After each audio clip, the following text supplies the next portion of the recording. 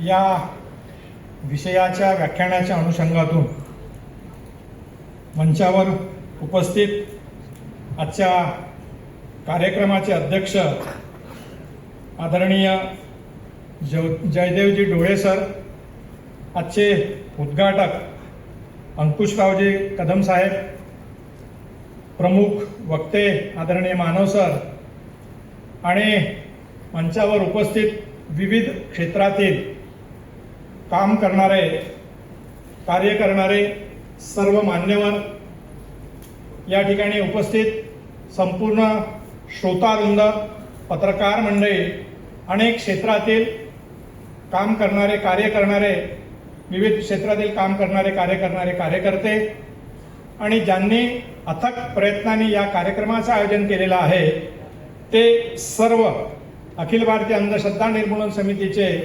कार्यकर्ते आणि त्यांच्या मदतनीस असणारे विविध संघटनांचे पदाधिकारी. गेल्या आपल्याला माहीत आहे की सध्या महाराष्ट्रामध्ये अशोक खरात प्रकरण गाजत आहे. केवळ महाराष्ट्रात नाही, त्या देशात गाजत आहे. दुसरं प्रकरण म्हणजे नुकतंच नागपूरला धीरेंद्र शास्त्री, ज्याची ओळख बागेश्वर बाबा म्हणून आहे, असा बाबा स्वतःमध्ये दैवी शक्ती आहे असे चमत्कारिक दावे करतो आणि म्हणून संपूर्ण महाराष्ट्रामध्ये हे अभियान राबवण्यात येत आहे. 18 तारखेला, एप्रिलच्या 18 तारखेला या अभियानाला सुरुवात झाली.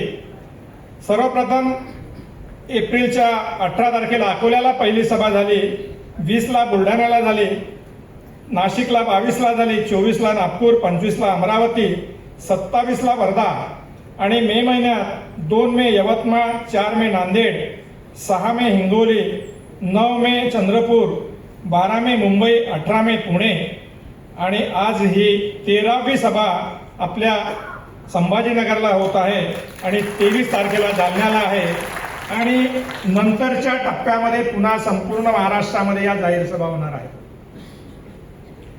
सध्या आपल्याला माहीत आहे की एकीकडे हा महाराष्ट्र संतांच्या आणि समाजसुधारकांची भूमी म्हणून ओळखला जातो आणि दुसरीकडे हे बुवा बाबा, तांत्रिक मांत्रिक, ज्योतिषी या पद्धतीने महिलांचं मोठ्या प्रमाणात लैंगिक शोषण करतात. हे का करतात, कसं होतं, या पाठीमागची मानसिकता काय आहे, ही संपूर्ण मांडणी आदरणीय मानव सर आपल्या व्याख्यानातून आपल्या पुढ्यामध्ये करणार आहे. मी त्याविषयी बोलणार नाही, अधिक बोलणार नाही. आता प्रश्न असा निर्माण होतो की ही चळवळ, अखिल भारतीय अंधश्रद्धा निर्मूलन समिती, ही चळवळ गेल्या 44 वर्षापासून आदरणीय मानव सरांच्या नेतृत्वामध्ये केवळ महाराष्ट्रात नव्हे, महाराष्ट्रालगतच्या अनेक प्रांतांमध्ये, 7-8 राज्यांमध्ये ही चळवळ सातत्याने जनप्रबोधनाचं काम करते, अंधश्रद्धा निर्मूलनाचं काम करते.